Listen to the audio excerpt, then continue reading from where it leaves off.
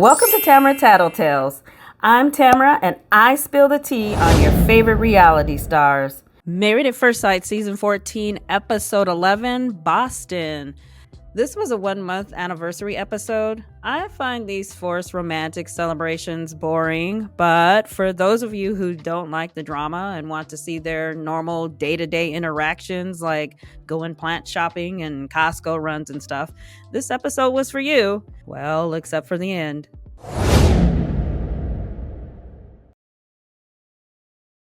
Steve plays basketball with his brother Jeff, not to be confused with Tootie's friend Jeff. Hey there, hey Jeff.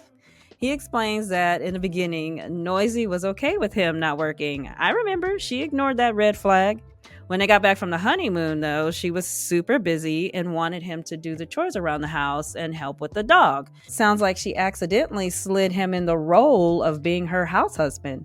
He said after the Pastagate incident, he learned that she shuts down, talks her problems out with her friends first, then comes to him with their agreed upon solution. He was like, I don't like that. Talk to me first. Yeah, and she needs to work on not tweeting their problems to the world. Jeff's overall advice was that when an issue comes up, to address the smallest thing that can be changed, because if he goes after the biggest things, it can be overwhelming because it takes time to change. So Noisy meets with her friend, and she says their relationship is 80% great and 20% needs work. She said Steve tells her he loves her every day and often. He's the one who initiates fixing their issues, which sounds like he's doing the heavy lifting and leading them to success if she's not initiating solutions. In terms of his job, she feels like she has to encourage him to get his stuff together and be more ambitious, because she says she doesn't want to be the sole breadwinner in her marriage. Sounds like Steve is still being a little too vague about his current financial situation and letting her think that he's looking for a sugar mama. Her friend asked, based on the money situation, if you had to make a decision today, what would it be? I love him, but love isn't everything. So her friend warned her not to fall for the idea of who he can be, but focus on who he truly is. Yeah, focus on the fact that his own father called him a vagabond, not a freelancer, a vagabond. For the 1-month anniversary, they sit along a harbor and exchange gifts. He gave her a leopard print sweater with a matching outfit for her dog. He said, I looked in your closet and didn't see leopard print. Now, for me, I see that as a clue of why not to buy it. Not, oh, he doesn't have a purple and green elephant shirt in his closet. Let me buy him one. So he opened the gift Noisy bought him. It was a 1-year subscription to Indeed job listings. Just kidding. She gave him a Polaroid camera that he wanted. So they took a boat ride around the harbor and ate sushi, not to be confused with her dog. Steve asked what would help her in the next coming month leading up to decision day.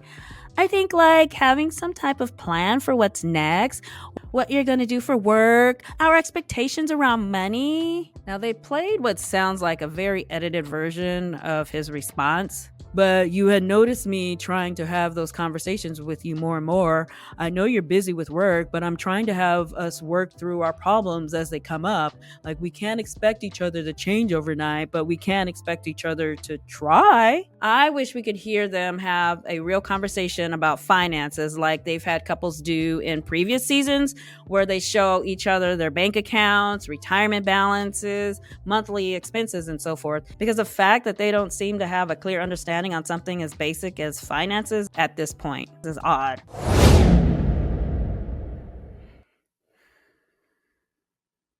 So this starts with him in the car saying that his employer wants him to leave and come back after filming is over. Something about she doesn't like the hours he's available to work. So in the meantime, he's out of a job and worried about breaking the news to Karen. So they don't really show him telling her he's kind of lost his job. Instead, we see him tell her he wants to find work within the fitness industry.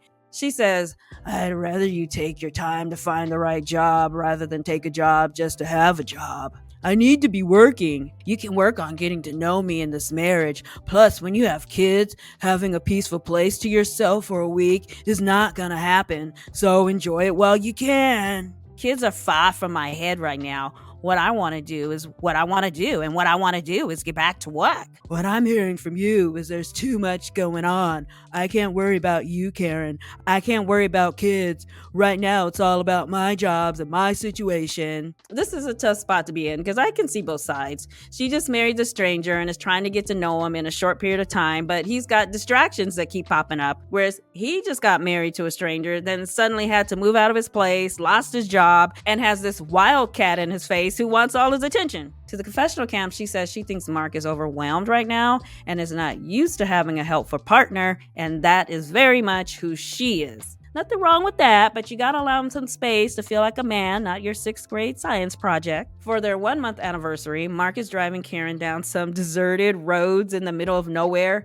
If this was a movie, I would have been yelling at the screen for her to jump out of the car and run. But he ends up taking her to a campsite because he knows it's something she'll enjoy, and she was very happy and appreciative. So Karen built this fire, and Mark kept blowing on it to keep it going. Looks like somebody has been watching too many episodes of Naked and Afraid. It used to be that every couple watched the video of their wedding on the 1-month anniversary. Now they only choose one couple to watch, and this season it was Mark and Karen. They watched the video, they laughed, they smiled, woo woo woo. After it ended, Mark gets super emotional and starts crying. I feel bad for all the fights we had, looking back at the video and seeing you so happy, and I think all of the tough times we had. I think about everything you told me about your life and all the pain you had, and it hurts to know that you had all that pain. It just hurts. It just hits home so much when I say I'll always protect you.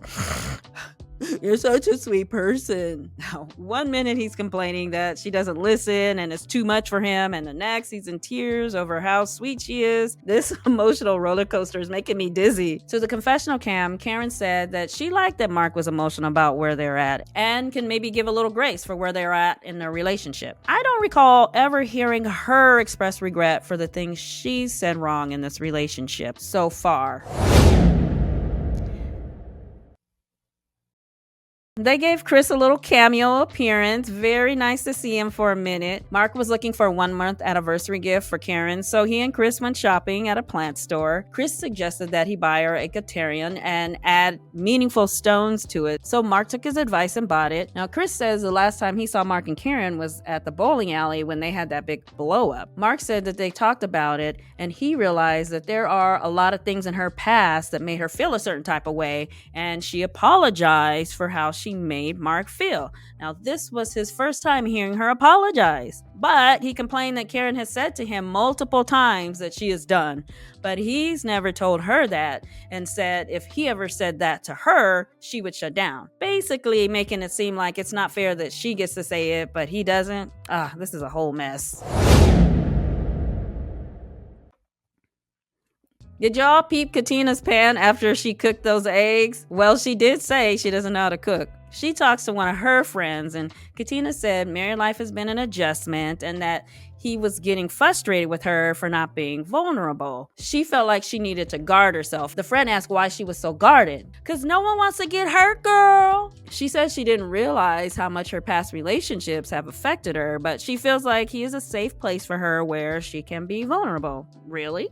Okay. Her friend's advice was for her to go with her heart. Nah, she needs to go with her head on this one. To the confessional cam, she says that she and her man are attracted to each other, but they haven't consummated their marriage yet because they are trying to build an emotional connection. As much as he likes to test her on her wife skills, with each passing week, I'm finding it more and more difficult to believe that he's not testing her freak level in the bedroom. So Katina planned their anniversary celebration. She said that people think that the guy should be the one to plan, but she wanted to take it into her own hands and do something that she wanted to do. She said she hopes he approves and likes what she has planned. I don't like this approval talk. He should like it simply for the fact that she put thought into it. So Tootie says, "I'm so excited because my wife has planned my first experience of a gondola ride."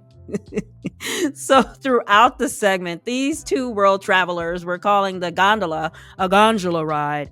At one point, Tootie was talking and called it a gondola ride, and Katina corrects him like, Gondola ride. Duh, a gondola ride is what they call flying out of Jamaica with weed. Everybody knows that. Anyway, he tells her that they have come a long way and that he's learned to talk with her and not at her. To the confessional cam, he said he rates them at an 8.5 to a 9 right now. He said this process has helped him understand her and hopes that someday he will be able to say that he loves his wife. I think he's closer to that than he admits. When they got back to the house, Katina said she feels happy and Tootie said he feels great. I think the man who's sitting with you on the couch is a great man, and he's becoming that because his wife calls out his errors by just being who you are. I would not change you, Katina. I always point the finger so fast, but I won't point the finger no more. I'll ask myself, what can I do better? Yeah, we'll see how long that lasts. He told her that he's feeling her now. There's a difference between liking you and feeling you. I'm feeling you. To the confessional cam, Katina said it felt nice to hear him say that he's feeling her. She's like, I already knew that, but I think he needed to tell himself that. When it was time to go to bed, he had her put on his tank top and his basketball shorts. Guess that turns him on? Katina was talking to the confessional cam and caught herself. I just love, no, not love. Whoa. I just like being with my husband. I think these two are in love, but afraid to admit it to one another.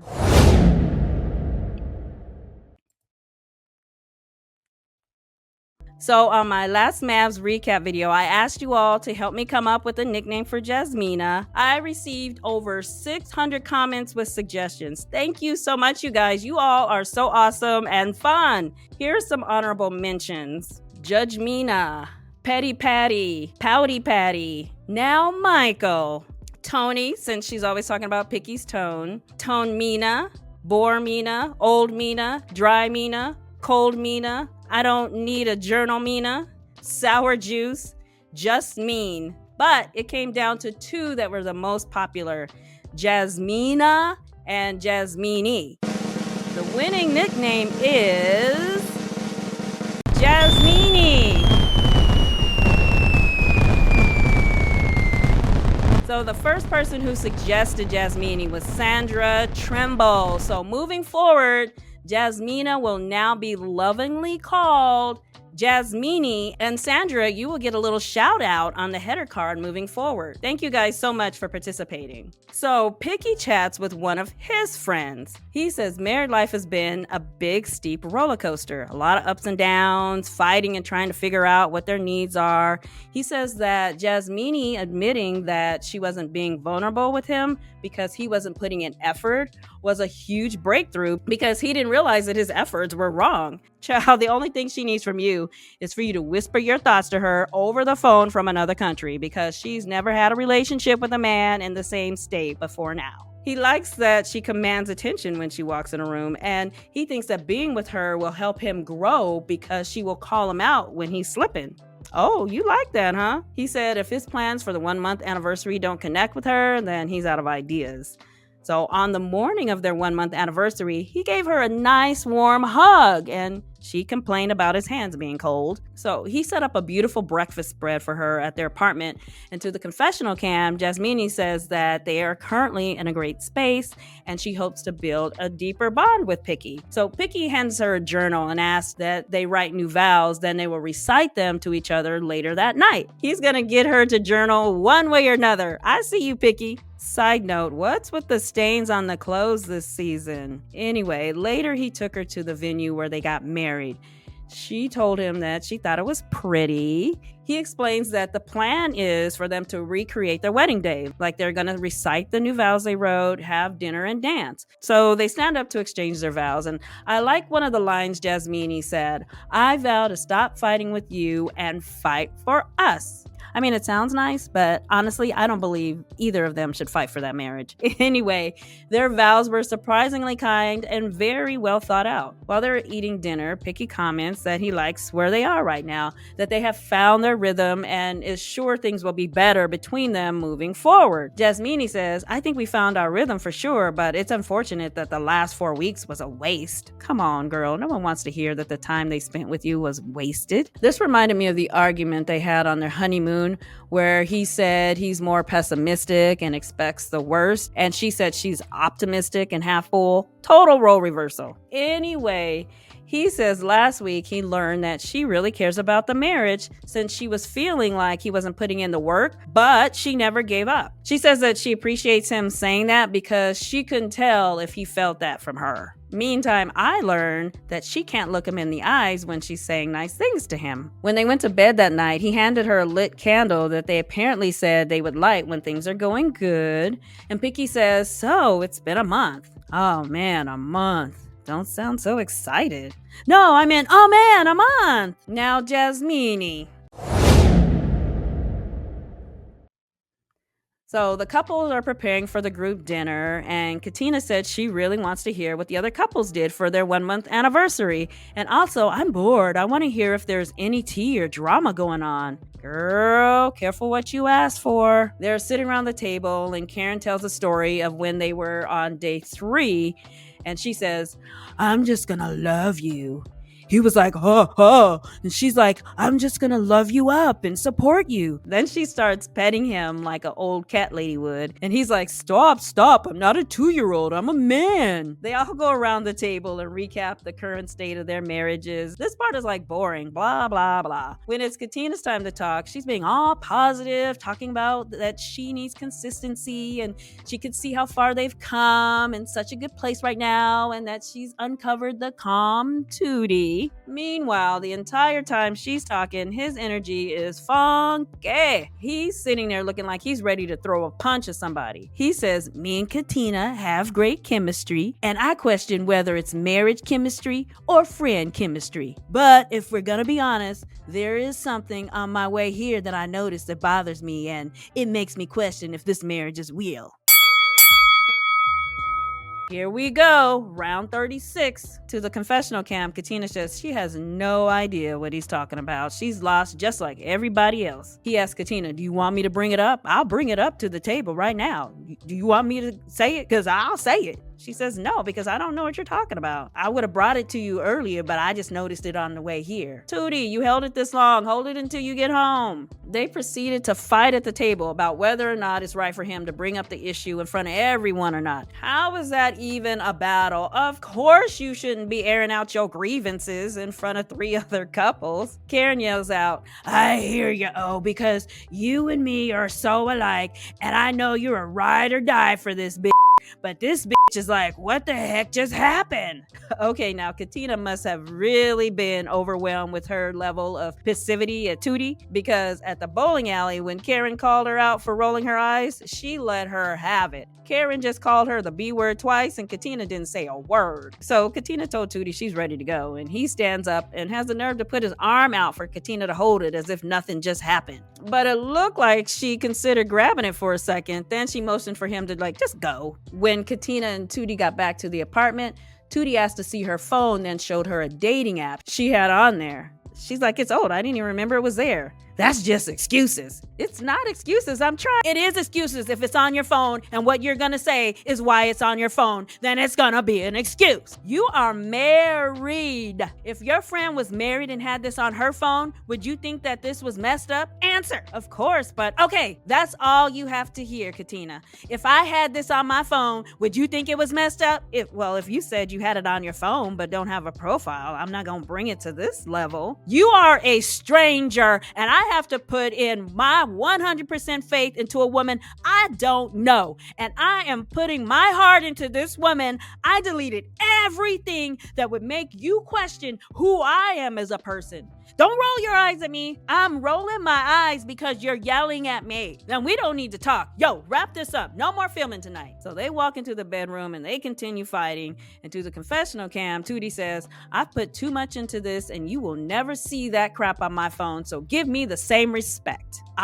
So this is about respect for him. I get where he's coming from, but once again, his message gets lost in the delivery. Katina says, "Get this mic off me or you're gonna see the real Katina."